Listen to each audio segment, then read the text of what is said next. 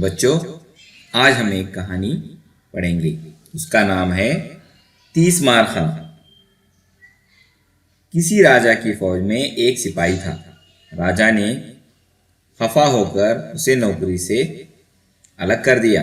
سپاہی بہت دنوں تک گھر میں بیکار پڑا رہا اور اس کی بیوی اپنے گہنے بیچ بیچ کر گھر کا خرچ چلاتی رہی۔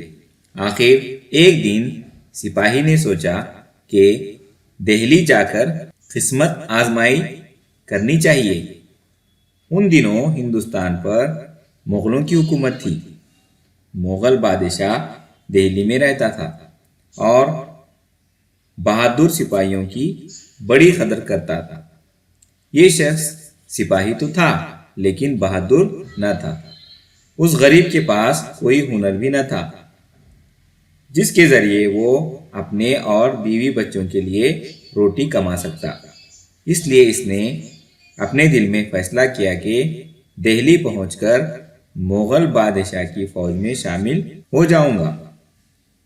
اس نے اپنی بیوی سے اپنے ارادے کا ذکر کیا تو اس نے راستے کے لیے اسے 30 لڈو بنا کر دیے جن میں غلطی سے زہر مل گیا۔ سپاہی نے تلوار اٹھائی، لڈوؤں کا تھیلا کاندھے پر ڈالا اور دہلی کی جانب روانہ ہو گیا۔ ان دنوں 30 ڈاکوؤں کا ایک گروہ ملک بھر کے لیے مصیبت بنا ہوا تھا۔ ان ڈاکوؤں کا کوئی پکا ٹھکانہ نہ تھا، وہ اپنے اڈے بدلتے رہتے۔ بادشاہ کے فوجی ان کی تلاش میں مارے مارے پھرتے تھے مگر ابھی تک انہیں گرفتار کرنے میں کامیاب نہ ہوئے تھے۔ اس سپاہی نے دہلی کی طرف 25-30 میل کا فاصلہ طے کیا ہوگا کہ 30 ڈاکوؤں کا یہ گروہ اس علاقے میں آ نکلا۔ اب تو سپاہی بہت گھبرایا۔ اس نے بھاگ نکلنے کی بہت کوشش کی مگر گھڑ سوار ڈاکوؤں نے اسے چاروں طرف سے گھیر لیا۔ ڈاکوؤں کے سردار نے ڈپٹ کر کہا، جان کی امان چاہتے ہو تو جو کچھ تمہارے پاس ہے ہمارے حوالے کر دو۔ سپاہی بولا، میں غریب آدمی ہوں، میرے پاس سوائے اس تھیلے کے اور کچھ نہیں۔ ڈاکوؤں نے تھیلا اس سے چھین لیا۔ کھول کر دیکھا تو لڈو گنے تو پورے 30۔ سردار بہت خوش ہوا، مزے میں آ کر بولا، یار ایسا معلوم ہوتا ہے کہ تم یہ مٹھائی ہمارے لیے ہی بنا کر لائے ہو۔ ہم 30 ہیں اور لڈو بھی پورے 30 ہی ہیں۔ سردار نے ایک لڈو خود کھایا اور باقی 29 لڈو اپنے 29 ساتھیوں میں تقسیم کر دیے۔ لڈو زہریلے تھے۔ تھوڑی ہی دیر میں ڈاکوؤں کو نیند سی آنے لگی، پھر ان کی گردنیں ایک طرف کو ڈھلک گئی اور وہ سب مر گئے۔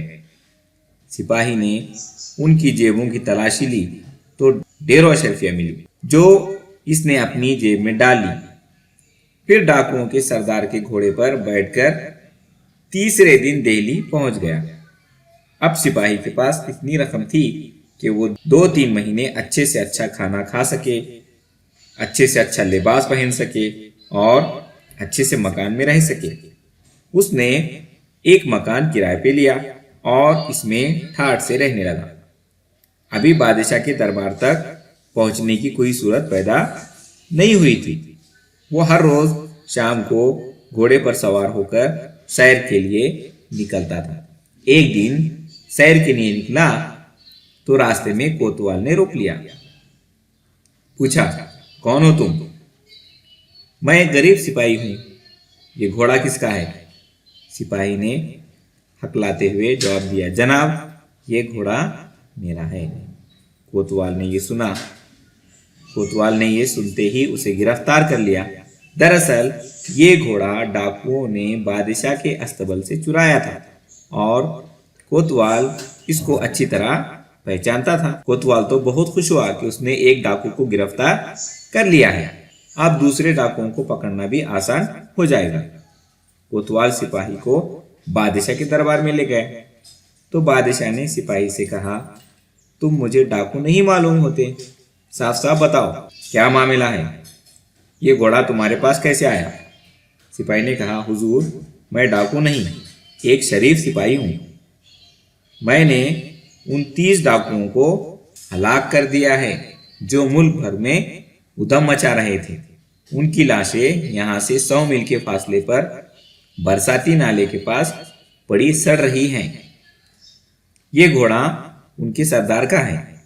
ऐन उसी वक्त मुगल फौज का एक अफसर दरबार में हाजिर होकर आदाब बजा लाया और बोला, हुजूर उन डाकुओं को किसी शख्स ने हलाक कर दिया है। उनकी लाशें यहाँ से 100 मील के फासले पर बरसाती नाले के पास पड़ी सड़ रही हैं। हम उन्हें एक गड्ढा खोदकर दफन करके आए हैं। डाकुओं के 29 घोड़े हमें मिल गए हैं, लेकिन 30वां घोड़ा जो शाही अस्तबल से चुराया गया था अभी तक नहीं मिला। अब गरीब सिपाही की सच्चाई में कोई शुबा ना रहा था। बादशाह ने उसे 30 मार खां का खिताब दिया और उसे अपनी फौज में नौकर रख लिया। अब 30 मार खां ऐसे शख्स को कहा जाता है जो ख्वामख्वाह अपनी बहादुरी का रौब डालने की कोशिश करे। बच्चों, आपको ये कहानी कैसी लगी? जरूर अच्छी लगी होगी। शुक्रिया।